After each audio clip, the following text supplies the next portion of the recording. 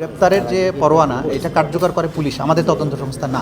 সাবেক প্রধানমন্ত্রীর সাথে এই জোনায়েদ আহমদ পলকের ঘনিষ্ঠ সম্পর্ক ছিল এবং এই সব পরিকল্পনার ব্যাপারে তিনি জানতেন। ইন্টারনেট সেবাকে বন্ধ করে দিয়ে এই বিভাগের দায়িত্বপ্রাপ্ত মন্ত্রী হিসাবে গোটা দুনিয়াকে বাংলাদেশ থেকে বিচ্ছিন্ন করে রেখেছিলেন এবং বাংলাদেশের সবচাইতে বড় গণহত্যাটা হয়েছিল যাত্রাবাড়িতে। আমরা তো ডেফিনেটলি বলবো যে এটা এখানে আইন শৃঙ্খলা রক্ষাকারী বাহিনীর একটা ভূমিকা আছে। পুলিশের সাধারণ যে অপরাধ তদন্তের যে অভিজ্ঞতা আর আন্তর্জাতিক অপরাধ ট্রাইব্যুনালে তদন্তের যে অভিজ্ঞতা দুই ধরনের। গ্রেপ্তারের যে পরোয়ানা এটা কার্যকর করে পুলিশ, আমাদের তদন্ত সংস্থা না। সেজন্য তাদেরকে বলা হয়েছে, আদালত সেটা মঞ্জুর করেছেন এবং তাকে 18ই ডিসেম্বর তদন্ত সংস্থার অফিসে একদিনের জন্য জিজ্ঞাসাবাদ করার জন্য অনুমতি প্রদান করেছেন। তাকে জিজ্ঞাসাবাদ করতে চাওয়ার প্রধান কারণ হচ্ছে এই আসামি মন্ত্রিসভার সদস্য হিসেবে জুলাই আগস্টে ছাত্র জনতার উপরে সংগঠিত যে গণহত্যা, মানবতাবিরোধী অপরাধ, সেগুলোর পরিকল্পনা বাস্তবায়নের ব্যাপারে সরাসরি দায়িত্বপ্রাপ্ত ছিলেন এবং এটার সুপিরিয়র রেসপন্সিবিলিটি যার উপরে বর্তায় সেই সাবেক প্রধানমন্ত্রীর সাথে এই জোনায়েদ আহমদ পলকের ঘনিষ্ঠ সম্পর্ক ছিল এবং এই সব পরিকল্পনার ব্যাপারে তিনি জানতেন। সেই পরিকল্পনার ব্যাপারে বিস্তারিত তথ্য উদ্ঘাটনের জন্য তাকে জিজ্ঞাসাবাদ করা প্রয়োজন। একই সাথে আপনারা জানেন যে এই গণহত্যা এবং আন্দোলন চলাকালীন সময় বাংলাদেশের ইন্টারনেট সেবাকে বন্ধ করে দিয়ে এই বিভাগের দায়িত্বপ্রাপ্ত মন্ত্রী হিসাবে গোটা দুনিয়াকে বাংলাদেশ থেকে বিচ্ছিন্ন করে রেখেছিলেন।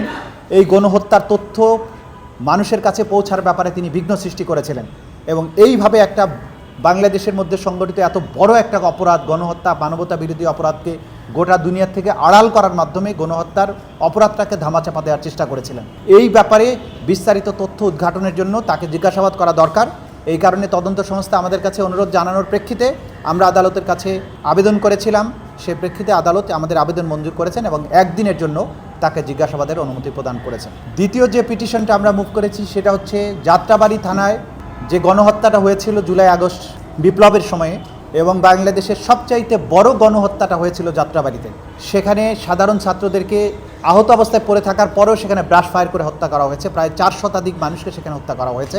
সেই হত্যাকাণ্ডের যারা প্রধান ভূমিকা পালন করেছিলেন ঘটনাস্থলে, তার মধ্যে একজন হচ্ছেন যাত্রাবাড়ি থানার তদানীন্তন ওসি আবুল হাসান এবং এর সাথে আরও যে সমস্ত অফিসাররা তার সাথে ছিল, তার ওসি তদন্ত জাকির, যাকে সরাসরি ভিডিওতে দেখা গেছে যে তাইম ভুইয়া নামে একজন যুবককে আহত অবস্থায় নিয়ে যাওয়ার সময় তাকে ঠান্ডা মাথায় বুকের মধ্যে বন্দুক ঠেকিয়ে গুলি করে হত্যা করে, পরবর্তীতে তাকে আবারও নির্যাতন করে তার মৃত্যু নিশ্চিত করে এবং তার সাথে অন্যান্য অফিসাররা যারা ছিল। এই ব্যাপারে এই মামলাতে তাদের বিরুদ্ধে আগেই গ্রেপ্তারি পরোয়ানা জারি হয়েছিল। গ্রেপ্তারি পরোয়ানা জারি হওয়ার পরে অভিযুক্ত আবুল হাসানকে গ্রেপ্তার করা হয়। তাকে আগেও ট্রাইব্যুনালে উপস্থিত করা হয়েছিল, আজকেও করা হয়েছে।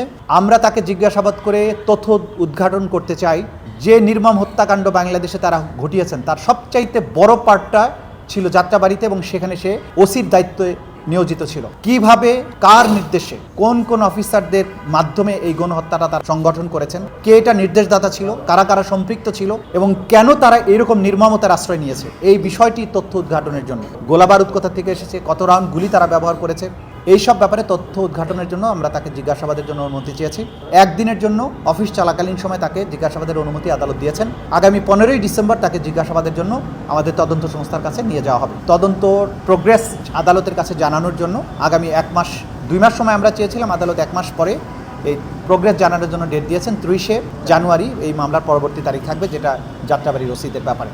এই ছিল আজকের দিনের মোটামুটি প্রসিডিং। পাশাপাশি আমরা একটা জিনিসে আদালতের কাছে মৌখিকভাবে আবেদন করেছিলাম, সেটা হচ্ছে যে আদালত থেকে গ্রেপ্তারি পরোয়ানা জারি হওয়ার পরেও অনেক পুলিশ অফিসার দায়িত্বে থাকেন, কিন্তু যখনই ওয়ারেন্টটা ইস্যু হয় তারপরের থেকে তাদেরকে আর পাওয়া যায় না। সুতরাং এই যে পুলিশের যাদের এই ওয়ারেন্ট কার্যকর করার দায়িত্বে আছে, তারা আদালতের আদেশ পাওয়ার পরে তাদেরকে পালিয়ে যাওয়ার সুযোগ দিচ্ছেন কিনা, এই ব্যাপারে ওয়ারেন্টগুলোকে কার্যকর করার ব্যাপারে তারা কী ধরনের পদক্ষেপ নিয়েছেন এইটা জানানোর জন্য আমরা প্রেয়ার করেছি এবং আদালত বলেছেন তারা এই ব্যাপারে একটা আদেশ দেবেন যে আদালতের আদেশ পাওয়ার পরে আসামিদের গ্রেপ্তার করা বা না করার ব্যাপারে আইন শৃঙ্খলা রক্ষাকারী বাহিনীর কী ভূমিকা, সেই ব্যাপারে 7 দিনের মধ্যে একটা রিপোর্ট দেওয়ার জন্য আদালত বলেছেন।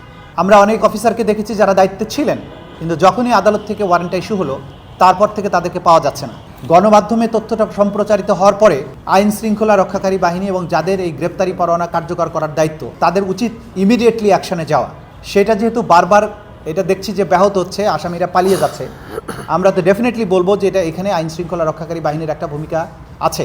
কাজেই তাদের কি ভূমিকাটা ছিল সেই ব্যাপারে আদালত যেহেতু তাদের কাছ থেকে ব্যাখ্যা চেয়েছেন, তারা ব্যাখ্যার দিক তারপরে আমরা বুঝতে পারবো। তদন্ত সংস্থায় যারা আছেন তদন্তকারী কর্মকর্তা, তাদের ব্যাপারে আদালত আজকে খানিকটা ক্ষোভ প্রকাশ করেছেন। তাদের তদন্ত কার্যে যেভাবে তদন্তটা আগানো প্রয়োজন, যে কোনো অনভিজ্ঞতার কারণে হোক বা যাদের অযোগ্যতার কারণে হোক, সেই ব্যাপারে খানিকটা সমস্যা দেখা দিচ্ছে বলে এখন পর্যন্ত আমরা বুঝতে পারছি। তবে যেহেতু এটা নতুন ধরনের মামলা, তারা এক ধরনের মাইন্ডসেট থেকে এসেছেন। পুলিশের সাধারণ যে অপরাধ তদন্তের যে অভিজ্ঞতা আর আন্তর্জাতিক অপরাধ ট্রাইব্যুনালে তদন্তের যে অভিজ্ঞতা, দুই ধরনের। সেই ক্ষেত্রে তারা এখানে ম্যাচ করতে যে সময়টা লাগছে, এতটুকু সময় আমরা তাদেরকে দিতে চাই, কিন্তু তারা যে ধরনের রিপোর্ট দিচ্ছেন সেটা আমরাও মনে করি যে এটা যথাযথ না, এটার আরও উন্নতি হওয়া প্রয়োজন। এই ব্যাপারে আমরা তাদেরকে মোটিভেট করার চেষ্টা করছি, তাদেরকে ট্রেন করার চেষ্টা করছি, যাতে করে তারা যথাযথভাবে তদন্ত রিপোর্ট আদালতের কাছে দিতে পারেন।